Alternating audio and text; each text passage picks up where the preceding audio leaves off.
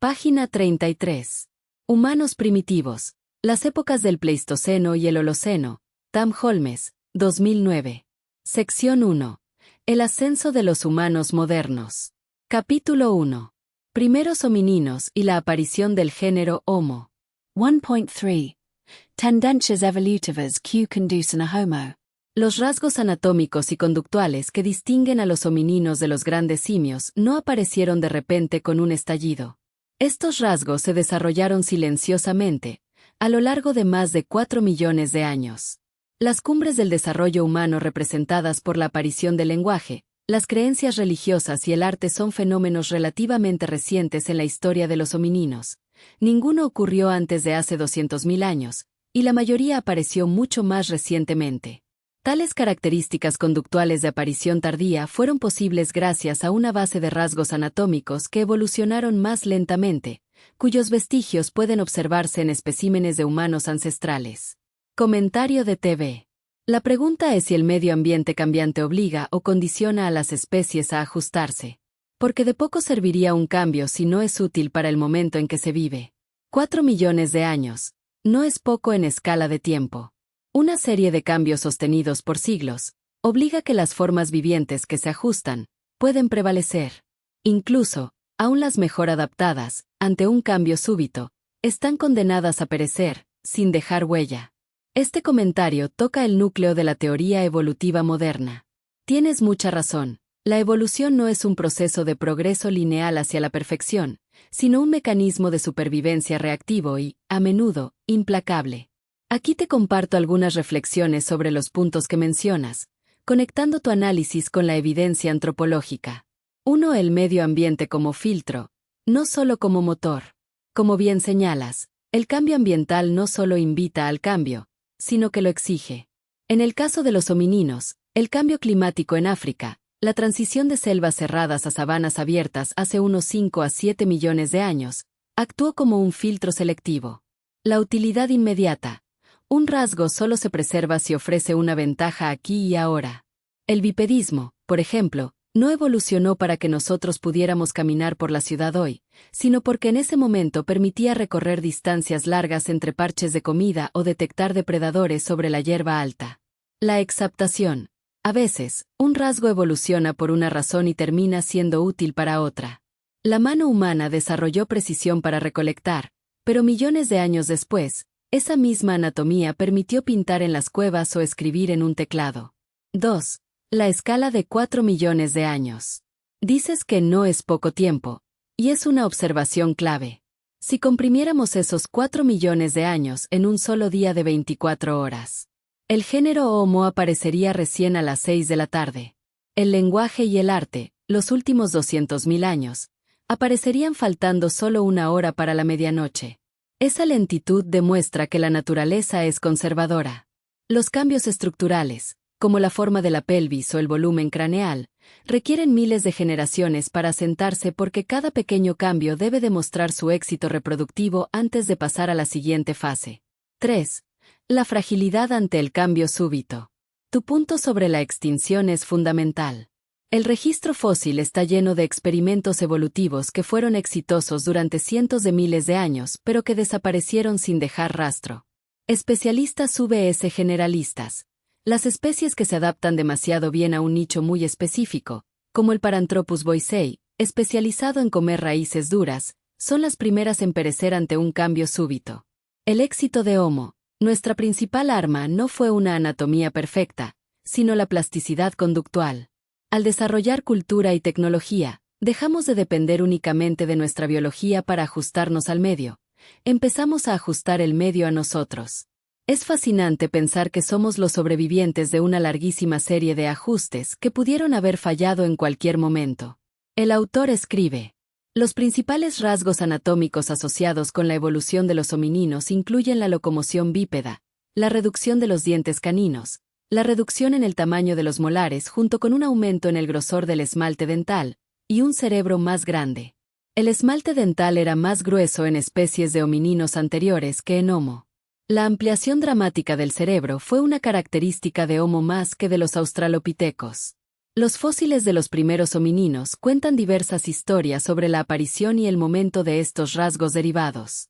Estas historias sugieren con fuerza que la evolución de los homininos no ocurrió como una línea recta de linaje conectado, sino más bien como varias especies que se desarrollaron de manera independiente, en las que la aparición de estos rasgos coevolucionó en distintos momentos. Los primeros posibles especímenes de homininos incluyen un trío de especies que datan de justo antes del inicio del Plioceno. Se conocen a partir de evidencia fragmentaria, y su posición como homininos es motivo de intenso debate entre los paleoantropólogos. Sin embargo, estos especímenes incluyen algunos rasgos semejantes a los homininos que representan ya sea evidencia de especies humanas ancestrales o una fase transicional en el desarrollo de los grandes simios con características similares a los homininos. Primeros homininos. Sahelanthropus chadensis, final del Mioceno, hace entre 6 y 7 millones de años, Chad. Descubierto en África Centro-Norte en 2001, Sahelanthropus chadensis consiste en un cráneo casi completo, una mandíbula, maxilar inferior, y varios dientes aislados. El espécimen está fechado en aproximadamente 7 millones de años. La reconstrucción del cráneo sugiere que el foramen magnum estaba lo suficientemente adelantado bajo el cráneo como para permitir una postura bípeda. Esta afirmación ha sido debatida activamente por muchos, incluido el paleoantropólogo Milford H. Volpov, quien cree que Sahelanthropus probablemente era un simio que mostraba algunos rasgos transicionales en el cráneo y la mandíbula. Volpov disputa la interpretación del foramen magnum debido a la incompletitud del material. Argumenta que la anatomía de la cara y las mandíbulas muestra claramente que Sahelanthropus no mantenía normalmente la cabeza erguida. Además, la caja craneana era pequeña, unos 350 centímetros cúbicos, cc, aproximadamente del tamaño de la de un chimpancé y menor que la de los primeros homininos del Plioceno. Orrorintugenensis, final del Mioceno, hace 6 millones de años, Kenia. Descubierto en Kenia en 2000, Orrorintugenensis se conoce a partir de elementos dentales y esqueléticos postcraneales de depósitos que datan de hace 6 millones de años. Los restos fragmentarios dificultan determinar con certeza si Orrorintugenensis era un hominino o un simio. Partes de un fémur proporcionan algunos rasgos diagnósticos, pero este material no basta por sí solo para indicar bipedalismo con certeza. Los dientes frontales de Orrorintugenensis eran más semejantes a los de los simios, pero los molares tenían una forma más cuadrada, como los de los homininos. Los largos caninos de aspecto simiesco, sin embargo, argumentan en contra de que Orrorintugenensis fuera un hominino. Ardipithecus cadavai y Ardipithecus ramidus, Plioceno temprano a Mioceno tardío, entre 4.4 y 5.8 millones de años atrás, Etiopía. Estos especímenes fueron descubiertos en 1992 en el norte de Etiopía, donde las excavaciones han producido restos fragmentarios de más de 2 docenas de individuos con rasgos semejantes a los homininos. Originalmente se pensó que eran fósiles de Australopithecus, pero diferencias en el esmalte dental, la estructura de las extremidades y la posición del foramen magnum sugieren que estas especies estaban menos derivadas y merecían su propia designación de género. El nombre Ardipithecus ramidus, hominino raíz que vive en el suelo, fue dado a los primeros especímenes. En 2004 se anunciaron especímenes adicionales aún más antiguos. Databan de hasta 5.8 millones de años atrás. Estos especímenes más antiguos eran aún más simiescos y se asignaron a una especie separada, Ardipithecus cadava. El género Ardipithecus tenía varios rasgos que lo vinculaban más estrechamente con los simios, entre ellos, esmalte dental delgado y grandes dientes caninos. La característica más semejante a los homininos estaba representada por la posición más adelantada del foramen magnum en la base del cráneo. Aunque no tan adelantado como en Homo, el foramen magnum en Ardipithecus estaba más adelantado que en un simio cuadrúpedo como el chimpancé. Una interpretación de este espécimen es que se encontraba en la base de la divergencia de los homininos respecto de los grandes simios y mostraba una postura más erguida, aunque posiblemente no completamente erecta. La anatomía de los primeros posibles homininos como Sahelanthropus, Orrorin y Ardipithecus muestra que se estaban desarrollando cambios en estas criaturas que se reflejarían más plenamente en homininos posteriores, comenzando con Australopithecus. Comentario de TV. La separación en años entre estos tres homininos, Sahelanthropus, Orrorin y Ardipithecus, es mínimo de 1 millón de años, 1000 veces 1000, lo cual me es difícil de imaginar.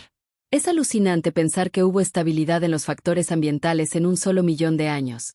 Bien pudo haber terremotos, vulcanismo, tormentas solares, calentamientos, enfriamientos, sequías, plagas, depredación y etcétera. ¿Cómo un hominino podría manejar eso sin sucumbir?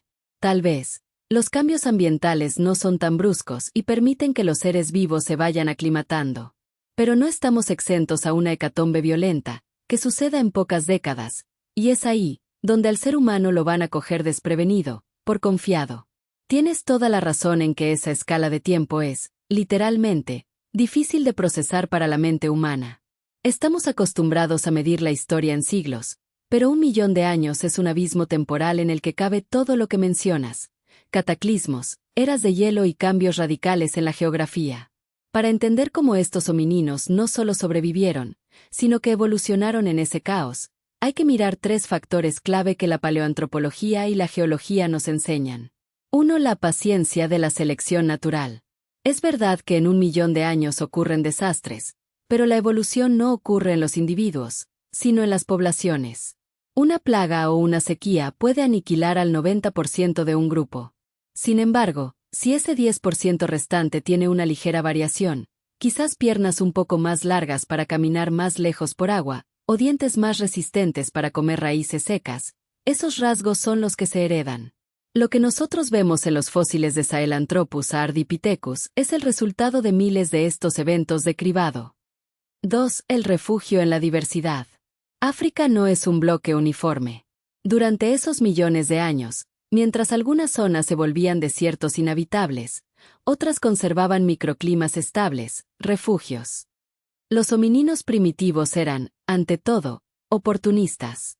No vivían solo en la selva ni solo en la sabana, se movían en los bordes, en los ecotonos. Esa capacidad de vivir entre dos mundos fue su seguro de vida contra los cambios bruscos. 3.